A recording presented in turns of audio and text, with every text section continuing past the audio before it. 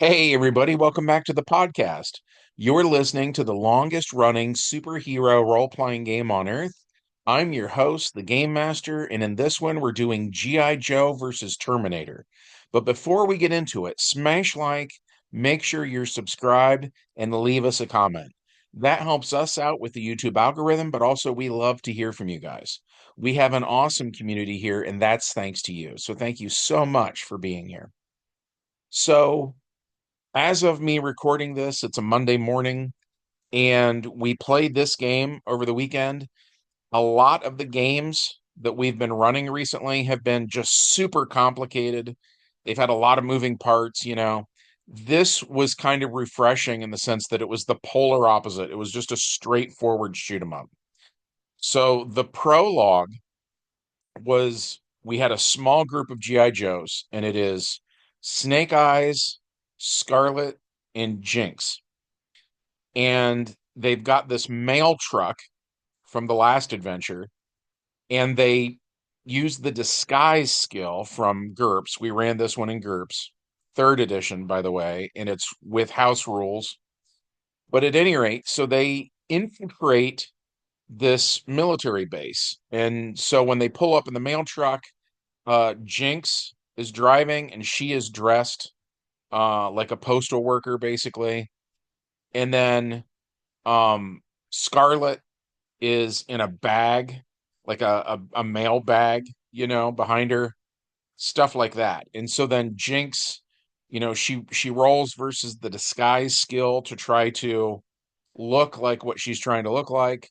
She makes a fast talk roll to talk the guard into letting her in, and she does great.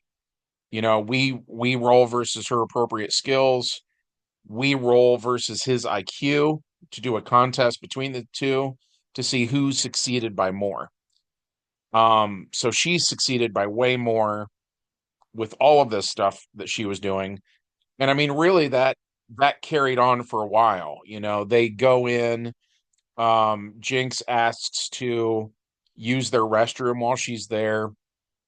And while she's doing it, she's seeing where the cameras are and so on and so forth. And then Snake Eyes goes in through the roof of the building and he gets into the ventilation system and is doing kind of like a Die Hard kind of a thing. And at any rate, they make their way to this computer lab where inside of the lab there are two T-800 Terminators, and they've been here since the 80s. And what we had established was that a bunch of Terminators went back to the 80s.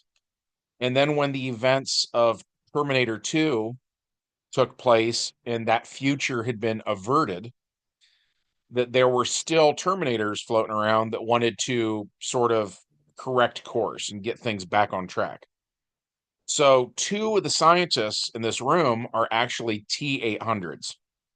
And by the way, for the art for this video, the guy on the left is, of course, Schwarzenegger, who obviously played the Terminator plenty of times. The guy on the right, though, is Franco Colombo, who played a T-800 in the first Terminator movie. It's when they show a scene of a Terminator in the future goes into a bunker and starts terminating members of the human resistance. That's actually this guy. That's who we used for the art. But at any rate, I digress. So these two guys are the scientists, right? And they're actually building the stuff from their version of 2029 because they want to get it there, right? They're trying to still make that 2029 take place, and they're kind of down to the wire now where they've only got 4 years left to pull it off, right? So, so I mean, really, the Joes go in and it's just a big shootout. I gave the Terminators laser rifles, and I just used them out of GURPS. And the one I went with did 2d6 damage, which is honestly not very much at all. Um, but yeah, it was just a shootout. And the Terminators, when they would shoot at the Joes, the Terminators pretty much always rolled under their appropriate gun skill. Uh, on the Joe's end of things, they all would try to dodge. And when I made the Joe's character sheets, I wanted to make them function as much as I could like the old Sunbow cartoon from the 80s. So I gave all of them an advantage from GURP Supers called passive defense, and then that adds to your dodge. So I gave them all PD6, which which means they are really good at not getting hit, right? And if you think about the old G.I. Joe cartoon, that was how the cartoon worked, right? So when the Joes are making their dodges, they're really, really good at getting out of the way. And so they dive behind a desk or behind a support pillar in the lab, you get the idea. Um, and they just whittle them down.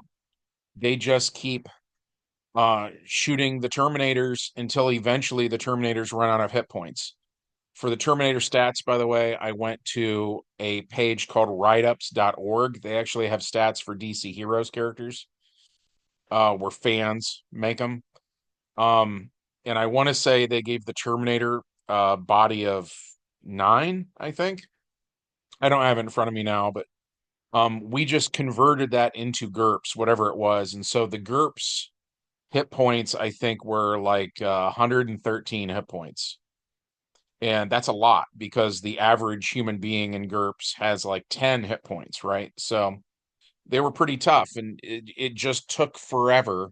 Think of it like a video game boss battle where you keep attacking the boss of this level and it's like he's got a long bar, like a health bar that's red, and you keep making it shorter and shorter and shorter.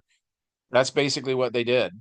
And the only time I think a Terminator ever hit anybody was Jinx shoved a cart into one of the T-800s and it hit her back with it. But since it was just, kind of a flimsy cart, she didn't really take any significant damage. And that was it. I think every other time for the whole game, the heroes made their dodge check. And they just kept doing it until they knocked out these two Terminators. And then there was a Skynet here where these guys had built, an evil Skynet that, it was at its point in the development where it had been remotely flying the drones from the recent drone sightings. So then the Joes just uh, used the laser rifles that the Terminators had been using and they shot up the computer. And they did that until the computer seemed to be offline. And then they didn't want anybody rebuilding it. So they took all the computer components with them. They took the robots themselves with them.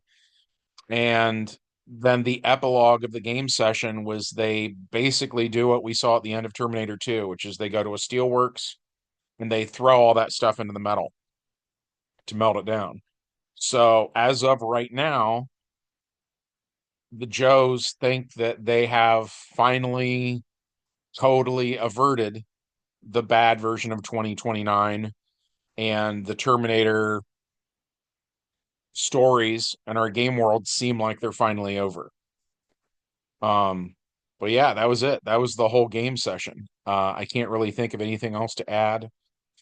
As always, if my players are listening and you guys feel like I left out something important, throw it in the comments section, I guess.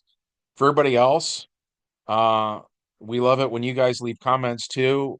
Maybe tell me if you've ever played a Terminator game or, whatever, that kind of thing. While you're at it, smash like, make sure you're subscribed, all that jazz. And we'll see you in the next adventure. Bye.